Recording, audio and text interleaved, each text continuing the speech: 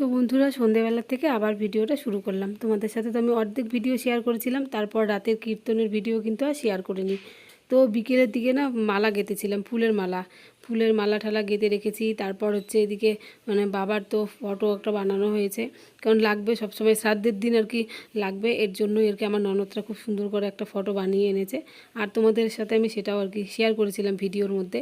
তো বাবার ফটোটাকে খুব সুন্দর করে আর কি সাজিয়ে দিয়েছি, তারপর গলার মধ্যে মালা পরিয়ে দিয়েছি। তারপর এদিকে মানে ঘরের মধ্যে আর কি আসন পেতে ওখানে ফটো রেখে মানে কীর্তনে আর কি যা যা দিতে হয়, তুলসী বেদি, তারপর এদিকে আসনটা একটুখানি ঢেকে দিয়েছি সুন্দর করে, তারপর ফুল দিয়ে সাজিয়ে সব কিছু একদম রেডি করে রেখে দিয়েছি। ফল টল সব রেডি করে রেখেছি, মানে এখনই ফলগুলো কাটবো না, মানে বুঝতেই পারো ফল কাটলে না তারপর একটা কীরকম হয়ে যায়। আর কীর্তনের দল বলে দিয়েছে মানে ওরা 6টা 6:30টার দিকে আসবে, বুঝতেই পারো আধা ঘন্টা 1 ঘন্টা দেরি হতেই পারে। তো এর জন্য ফল আসবে যখন তখন কেটে আর কি দিয়ে দেবো সাথে সাথে। তো এদিকে যতটুকু আর কি রেডি করা সব কিন্তু রেডি করে রেখে দিয়েছি বাবার ঘরে। তো এদিকে আমি এখন বানাচ্ছি হচ্ছে সুজি, মানে 2-1 জন নাকি খাবে না, খিচুড়ি খাবে না। তো ওরা আর কি সুজি ওরা বলেছে ফল টল আর কি খেয়ে নেবে। তো কীরকম একটা দেখা যায়, সবার জন্য খিচুড়ি রান্না হচ্ছে আর 2 জন ফল খেয়ে যাবে। ফল মিষ্টি দই এসব তো আনা হয়েছে, কিন্তু তবু কেমন একটা লাগে। তো তার মধ্যে হচ্ছে আমার মামি শাশুড়ির বাপের বাড়ির ওখানকার আর কি কীর্তনের দল নিয়ে আসা হয়েছে, তো কেমন একটা লাগে না। তো তো এর জন্যই আর কি সুজি বানানো হয়েছে। ঘরে সুজি আছে, তেল আছে আর আটাও আছে, তো বানাতে আর কতক্ষণ লাগে। তো সুজি তাড়াতাড়ি করে বানিয়ে নিলাম ঘি দিয়ে, তারপর হচ্ছে এলাচ তেজপাতা সব কিছু দিয়ে সুজিটা ভালো করে ভেজে তারপর আর কি দুধ দিলাম একটু বেশি করে। সুজির মধ্যে না একটু দুধ বেশি করে দিলে সুজিটার খুব স্বাদ হয়। আগে তো আর কি এসব আর কি আমরা জানতাম না, আমরা বলতে কি আমি তো মানে এই বলতে পারো। আর আমার মাদের আর কি দেখতাম এমনিতেই দুধ ছাড়া বানাতো, কিন্তু তখন আবার ওই সুজিটাও স্বাদ লাগতো। এখন তো আবার মানে স্বাদ হওয়ার জন্য যে কোনো জিনিস কত কি দেওয়া হয় যাতে জিনিসটা স্বাদ লাগে। তো দুধ দিয়ে বেশি করে বানিয়ে নিয়েছি, আর সুজিটা খেতে খুব স্বাদ হয়েছিল। আর তারপর হচ্ছে লুচি বানিয়ে নিয়েছি, কমে মনে করো 40-50টার মতো লুচি সবাইকে ছিঁড়ে ছিঁড়ে দেবো, আর যারা আর কি 2 জন খায় না তাদেরকে দেবো আর কি। তো এদিকে কিন্তু কীর্তন শুরু হয়ে গেছে, আর এদিকে আমার মামি শাশুড়ি আমাকে কিন্তু লুচি বেলে দিল, লুচি বেলে দিচ্ছে আর আমি তাড়াতাড়ি করে ভেজে নিলাম। কেউ এইভাবে বেলে দিলে তাহলে কি হয়, তাড়াতাড়ি করে হয়ে যায় কিন্তু। তো আর এদিকে কীর্তন শুরু হয়ে গেছে, তো সবাইকে আবার এদিকে চা করে দিলাম। তোমাদের সাথে তো এত কিছু শেয়ার করা অসম্ভব, আর আমাকে এমনিতেও ভিডিও করে দেওয়ার মতো লোক নেই, আর ক্যামেরা কোথায় রেখে করব তারও উপায় নেই আমার, মানে এর জন্যই তোমাদের সাথে আর শেয়ার করতে পারিনি। তো চা টা দিলাম সবাইকে, জয়বার করে লোক আসছে, বারবার করে না খেলেও চা তো দেওয়ার কথা বলতে হয়। তো গরম না, এর জন্য চা আজকে কমই খেয়েছে আর কি সবাই, বেশি একটা খেতে চাইছে না গরমের জন্য। তো এদিকে কীর্তন শেষ করে তারপর এখন কিন্তু 10টার বেশি বাজে, মানে 10টার মধ্যে কীর্তন শেষ হয়ে গেছে।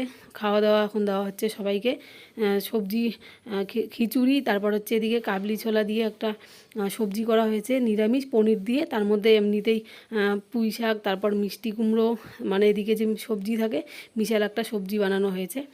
আর এদিকে মিষ্টি ছিল আর হচ্ছে পাঁপড়। তো রান্না করেছে আমার একটা পাশের বাড়ির দিদি।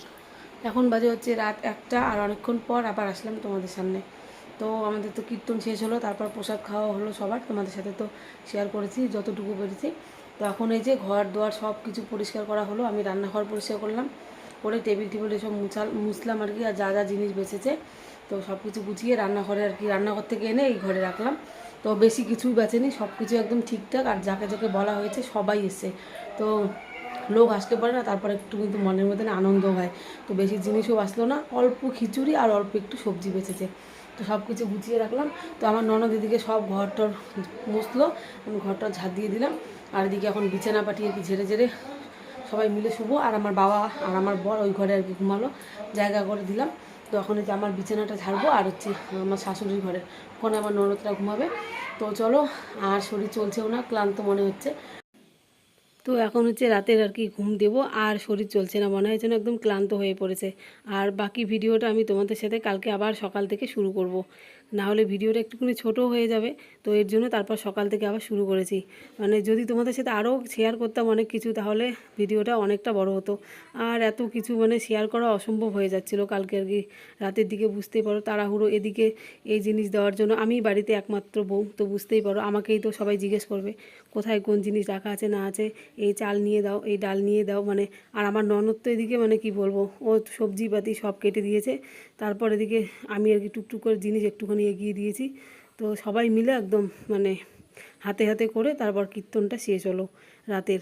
তারপর তো সকালে উঠে এদিকে মানে ধুমধাম একদম কাজ লেগে গেছে, বুঝতেই পারো বাড়িতে অনুষ্ঠান হলে তারপরের দিন কি অবস্থা হয়, মনে হয় কাজ দেখে মাথা ঘোরায়, কোন কাজটা আগে ধরবো আর কোন কাজটা পরে, এরকম একটা অবস্থা।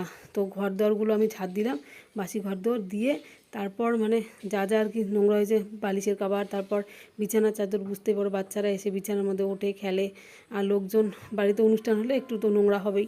তো তারপর এদিকে এসে আসন আর কি বাবার ওখানে যে পেতে দিয়েছিলাম, তারপর এমনিতে কীর্তন যে করেছিল সেখানে পেতে দেওয়া হয়েছে, তো আসনগুলো ওগুলো আর কি সব ধুয়ে দিচ্ছি। আর এদিকে হচ্ছে বস্তা একটা বারান্দায় ছিল, বস্তা টস্তা যা যা ছিল আর কি, পা মোছার সব কিছু একদম ধোয়া হচ্ছে এদিকে। আর আমি কিছুটা কাপড় আর কি কাচলাম আর এনে এখন বাইরে শুকোতে দিচ্ছি। আর আমার ননদ কিছু কাপড় আর কি কাচা শুরু করে দিয়েছে, মানে যেগুলো বিছানা চাদর টাদর, মানে আমার হেলথে এখন অসুবিধা হয় আর আমাকে না বলছে আর কি করার জন্য। আর বেশি জোর খাটিয়ে কাজ করব তখন কিন্তু নিজেরই ক্ষতি হবে, তারপর কিছু একটা হয়ে গেলে তারপর আমাকেই আর কি দুষবে সবাই। তো এর জন্যই আমি চলে আসলাম আর কি, যেগুলো ছিল টুকটাক কাপড় শুকোতে দিয়ে তারপর চলে এসেছি আর কি। আর এদিকে আমার মাসি শাশুড়িও কিন্তু হেল্প করছিল আমাকে। তো মাসির স্নান করা হয়ে গেছে, আমিও স্নান করে চলে এসেছি, কারণ রান্নাবান্না তাড়াহুড়ো আছে। কারণ এক কাজ নিয়ে যদি থাকা যায় এবার রান্নাবান্নার দিকে দেরি হবে, আর খিদের জ্বালা নিয়ে কেউ থাকতে চাবে না। আমার ভাগ্নি আছে, আমার সোনাই আছে, আর খিদে বুঝতেই পারো বড় ছোট সবার মধ্যেই লাগে। তো আর এদিকে ভাত ছাড়া অন্য ওরা কেউ কিছু খেতে চাবে না আর কি। তো এর জন্য ভাত আর কি তাড়াতাড়ি করে বসিয়ে দিচ্ছি। আর এদিকে ঘরে দই চিড়ে আছে, তো আমরা দই চিড়েও খেতে পারবো, কিন্তু ওরা তো খাবে না, দুজন, আমার সোনাই আর হচ্ছে আমার ভাগ্নি। তো তারপর ডাল সবজি, আর এদিকে হচ্ছে মান কচু ভাজা করেছিলাম, ভাদ্র মাস শেষ, তো আমার ননদ বলছিল ভাদ্র মাস তো শেষ, মানে আজকেই আর কি শেষ হয়ে যাবে, তো এর জন্য বলছিল মান কচু ভাজা হবে। তো মান কচু ভাজা, তারপর দিকে একটা সবজি হয়েছে, ডাল হয়েছে, শাক ভাজা হয়েছে, আর এদিকে বেগুন ভাজা করেছি। তো তোমাদের সাথে ওসব আমি কিছু শেয়ার করিনি। তো এদিকে হচ্ছে আমি চলে এসেছি হচ্ছে ডাক্তারের কাছে, আবার পাশের বাড়ি মানে হচ্ছে আমার মামি শ্বশুর বাড়িতে কিন্তু আজকে আবার পুজো আছে সন্ধ্যেবেলা থেকে, তো যাবো প্রসাদ খাওয়ার জন্য, গেলে তোমাদের সাথে তো ভিডিওটা শেয়ার করবো। তো আমি হঠাৎ করে দেখতেই পাচ্ছ কোথায় চলে এসেছি, কোচবিহারে। আসলে আমার মানে রাতের দিকে না পেটে খুব যন্ত্রণা হচ্ছিলো, মানে ব্যথা হচ্ছিলো পেটে, ব্যথাও না ঠিক বুঝতে পারছিলাম না, মানে খাওয়া বেশি একটা হলে যেরকম খাই হচ্ছে ওরকম লাগছিলো, আর তল পেটটা যেন কীরকম একটা করছিলো। তো রাতটা তো কোনো রকম করে ঠাকুরের নাম নিয়ে কাটিয়ে দিয়েছি, তো ভালোই কিছু হয়নি।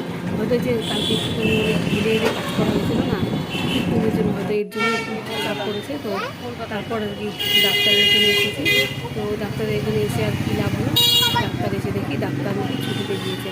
তো তারপর আমরা এখান থেকে চলে গেছি হচ্ছে শপিং মলে, এখানে কিন্তু ডাক্তারের চেম্বারের সামনেই দাঁড়িয়েছিলাম, এসে দেখি ডাক্তার বন্ধ নাকি নেই, ছুটিতে গেছে বলছিল।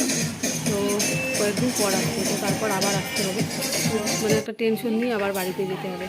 তো এদিকে আমার বোন কিন্তু আবার চলে এসছে, মানে বোন আগেই বলেছিল যে যদি আমি ডাক্তারের ওখানে যাই তাহলে ছোট্ট সোনাইকে নিয়ে যাওয়ার জন্য, ও পুজোর ড্রেস ওকে কিনে দিবে ওর মাসি।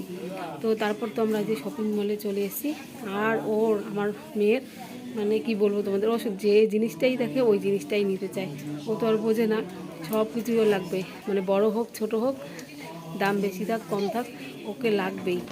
তারপর এখান থেকে একটা ড্রেস নেওয়া হয়ে গেছিলো, দুটো ড্রেস ওকে কিনে দিয়েছে, আর একটা হচ্ছে প্যান্ট কিনে দিয়েছে, মানে ঠান্ডা আসছে তো ও প্যান্ট দেখেছিলো, আর প্যান্টগুলোর মধ্যে মানে সুন্দর সুন্দর কাজ করা, ও একদম নিয়ে হাতের মধ্যে নিয়ে বুকের মধ্যে জড়িয়ে ধরেছিল। তো তারপর আর কি বোন ওই প্যান্টটা ওকে দিয়ে দিয়েছে।